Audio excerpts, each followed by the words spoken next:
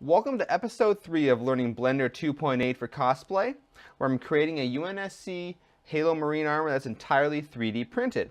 Now, today we're going to be working on the ab plate, and as usual, my first step here is to kind of sketch things out and figure out what exactly is going on with this particular piece. However, I'm doing things a little bit different if you watch the first 2 episodes in this series. You'll notice I've got a sheet of contractor paper in front of me instead of my normal newsprint. The reason for this is that I actually want to create a full-size template of this piece before I start doing the modeling, just to make sure that I got the sizing right on my body. Let me look at the reference photos and make sure I've got the basic shape of this thing figured out. I'm doing a really small sketch right now, but I'll do a full-size one, like I said, in just a minute.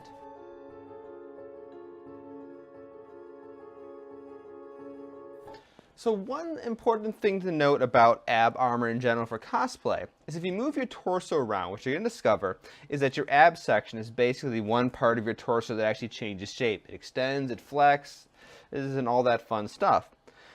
So if whatever piece of armor you've got in that area for your cosplay cannot flex or change shape or something like that, it's going to be a very miserable day, trust me.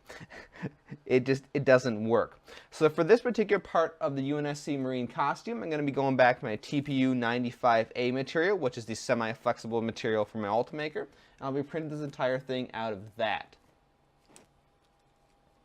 The other consideration I have to take into account for this particular costume is there is a bit of a belt that goes around the entire waist area, and it kind of clips here in the front. So when I do the full-size mock-up, I got to figure out where that is and how that fits in with the actual clip in place. So I think this is about the right shape. Now I need to figure out the dimensions of the piece. Looking at how it looks more or less on the Marine there, and kind of find a good compromise between what I think the size of it should be and not trying to go too overboard with the material.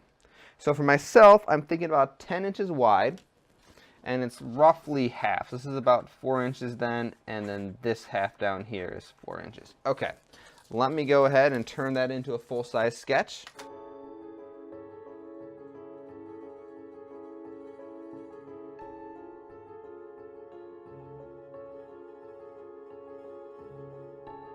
Alright, the template is done and out. I'm just going to try it out on my body, make sure I see how it fits. If I like it, I'll begin the process of bringing this into Blender.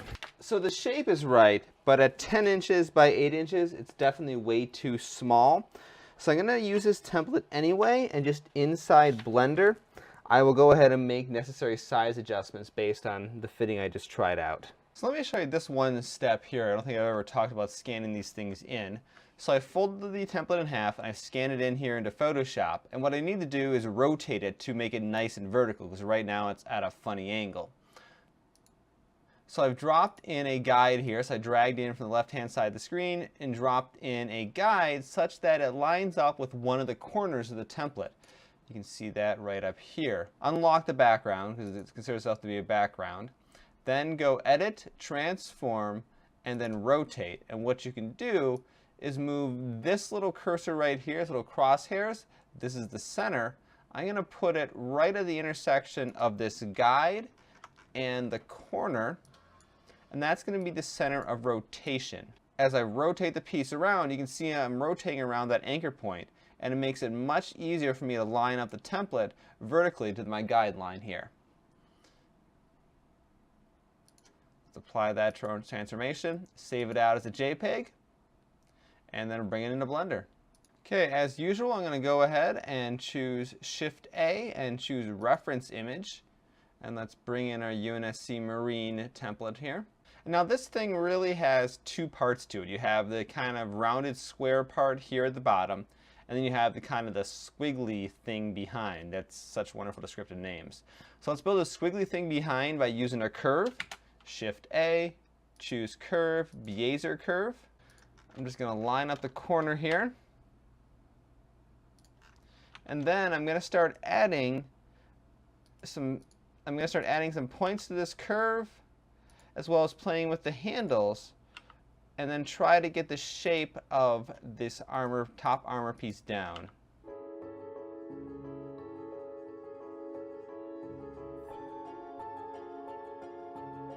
So once you got this curve right, click the last anchor point here, hold down Control, right click, add another point, and keep the process going to create the final shape of this, I guess, squiggly part I called it, right?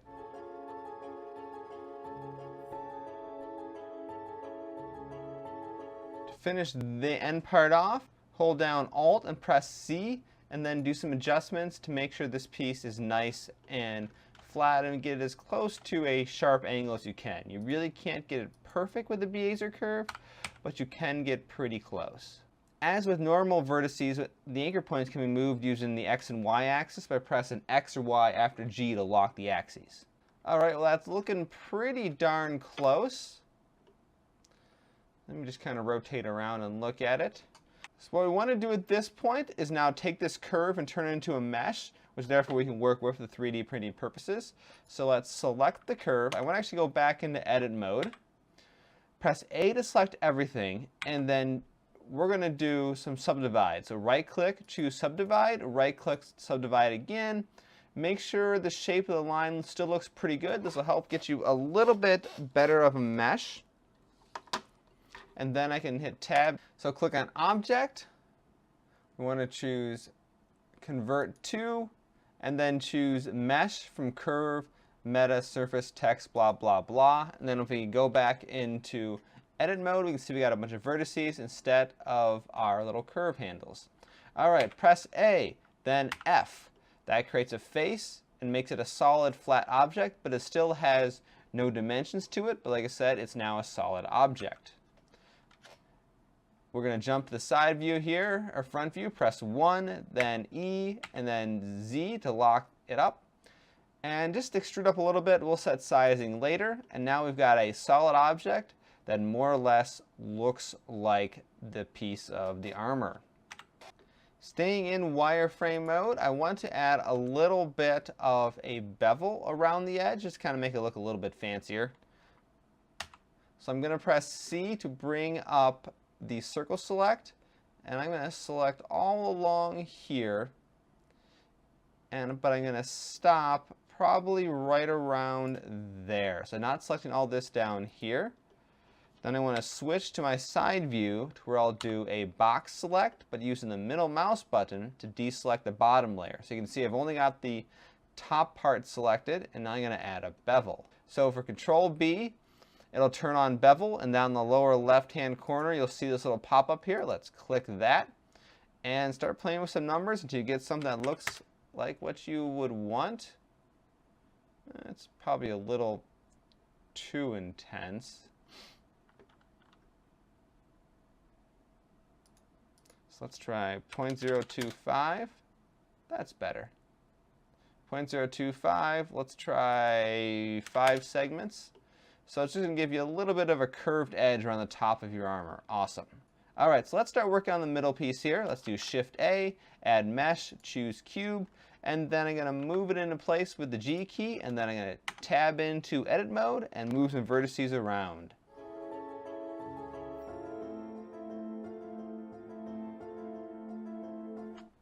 Now I got to work on the rounded corners up here. Well, actually I got to let's change the size a little bit of the height of this thing. Let's go ahead and make sure the bottom of this piece is actually within our squiggly part of the armor. So let's just put it somewhere around there. So it's inside the squiggly part of the armor. And we'll make the top come up, I don't know, maybe twice the height of the squiggly part. Right? So you're looking at something like that. If I go to solid mode, you're looking at something like that right now. Now let's create some bevels for the rounded corners here. For that, let's jump into edge select mode and select this edge first, and let's just bevel it. Control B. And then usually, now let me show you here, with the bevel, you can kind of change it like that, and maybe that actually might be good enough for what we want to do. So let me see here, Control B, and get it pretty close. And then I can just tweak some values over here, like the number of segments and things like that, to clean it up a little bit. And let's make it 0.36. That's a nice happy number. And then do the same thing down here. So now we've got something that more or less has the shape of the top armor piece. The last thing I want to do, actually two last things. I want to bevel the top a little bit like we did with the other piece.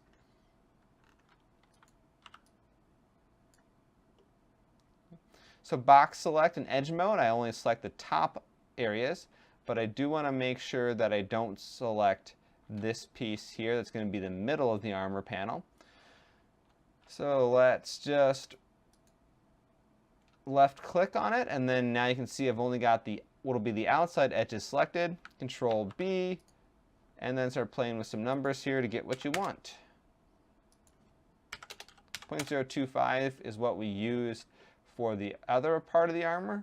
So let's just go ahead and keep it there. So therefore the bevels are all the same for the top half anyway. And then all I need to do now is cut this trench in right here. But before I cut that trench out, I do need to scale this thing up to the right size. So let me join these two pieces together. So let's go back to our solid mode. Control J will join them together as one object. Press N to bring up our sidebar over here. And now what you're going to notice, because I didn't do any scaling, I just moved vertices around. The scale factors are still set to 1, 1, 1. That makes this process of setting a size a little bit easier. So my template was 10 inches wide by 8 inches tall. That was definitely way too small on me, so I'm going to do some changes here on the fly to make it right. I feel that 8 inches for the ab is pretty good in terms of the height. So let me increase the width to about 14 inches, but I'll keep the height at about 8 inches. You know, worst case scenario, I can always add more stuff onto the bottom here, right? So doing some math. I don't know how that happened. 14 times 25.4. Divide that by 2 because we're working only half the thing. I want to set the x to 177.8. 177.8. The height, I said that was going to be 8 inches for now. So let's do 8 inches times 25.4 because there's 25.4 millimeters. 203.2.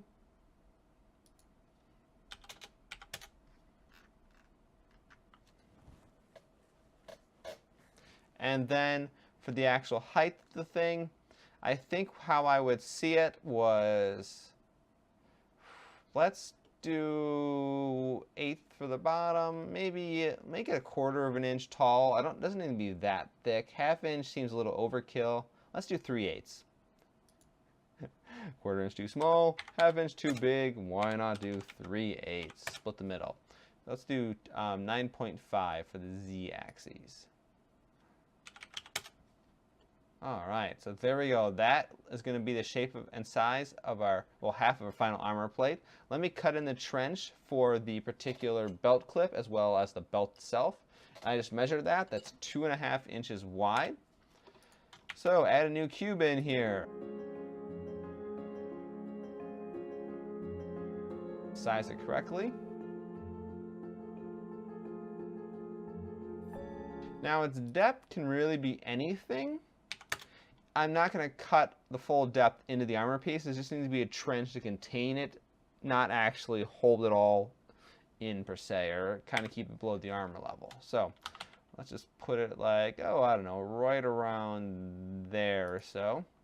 And that's probably not where we really want the trench. It's close. Let me do that. Let's put the trench right around there. That would look pretty good, I think. So, all right, I like that. So let's call this piece the trench.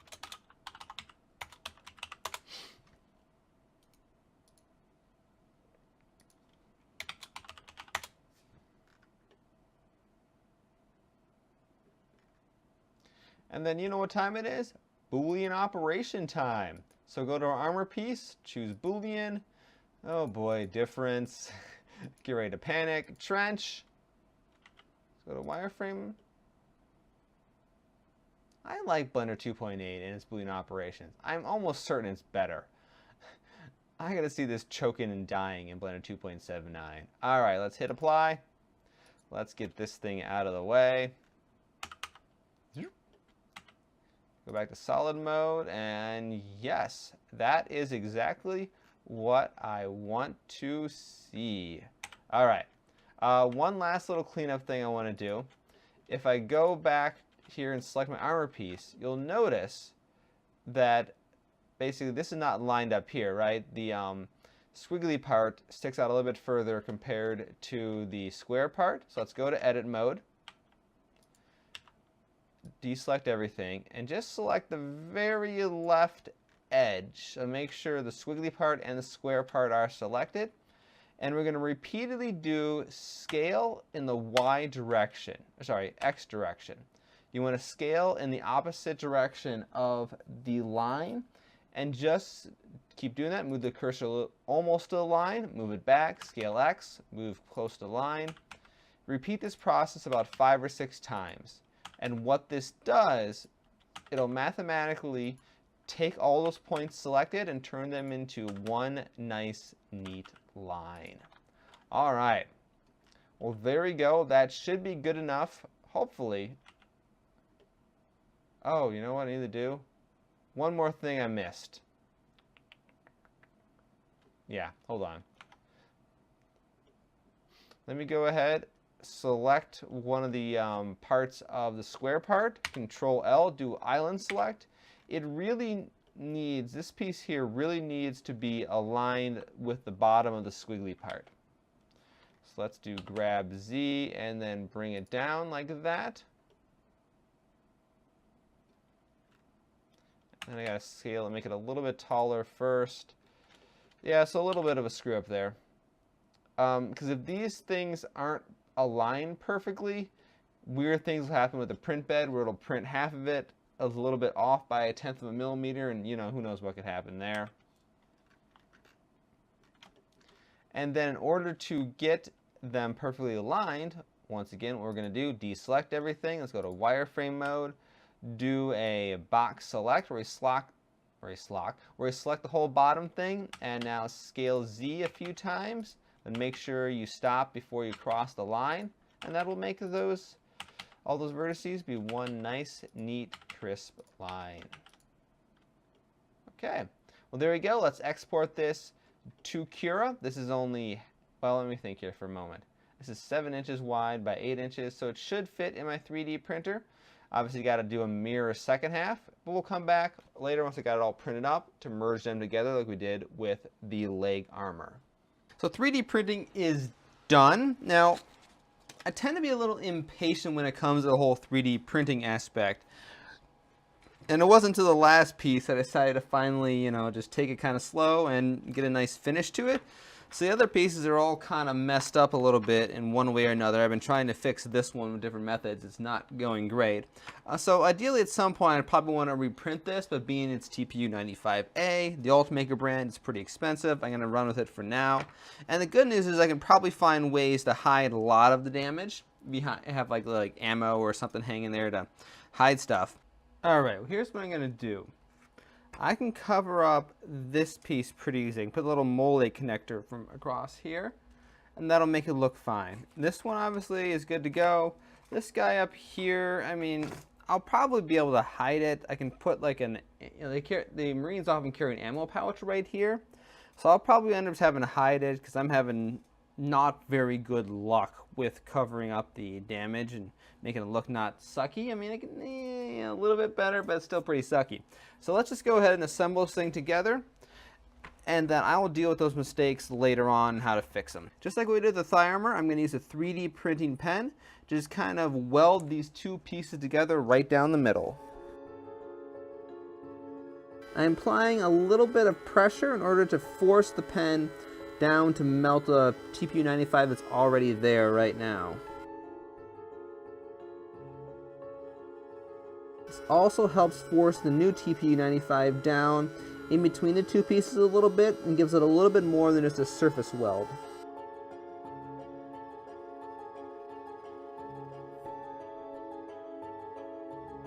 And repeat the process for the back, where you can be a lot more messy. So feel free to dump in lots of the TPU 95A in the back. So we'll carry on and assemble the rest of the piece in the same fashion.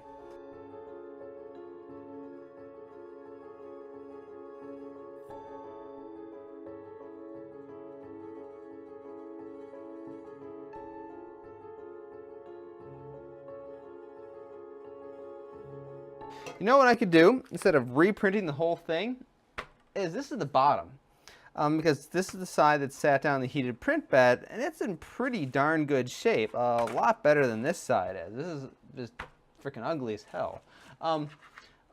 What I think I might end up doing is really just print this strip and just kind of weld it down to this side. And as long as I do the right speed up here, I only need like 1/8 of an inch thick. That's a tiny amount of printing, and I can actually just use this as the front of the Armour, and it'll look a lot better. The things you discover. So I'll go ahead and I'll reprint that off camera, because that's just more the same kind of stuff for modeling purposes. But I think at this point you got a pretty good idea of how to go ahead and build this piece for your costume, doing all 3D printed TPU 95A. So thank you guys all for watching this Blender 2.8 and 3D printing tutorial for cosplay. Once again, I'm Jason, the creator of the Tabletop Battlefield. Hopefully I can get this costume done this year. If not, I don't know, we'll figure out when it gets done. But I'll be moving along here to some more pieces, and very shortly we'll assemble everything we've got done. So thanks for watching, and have a great week.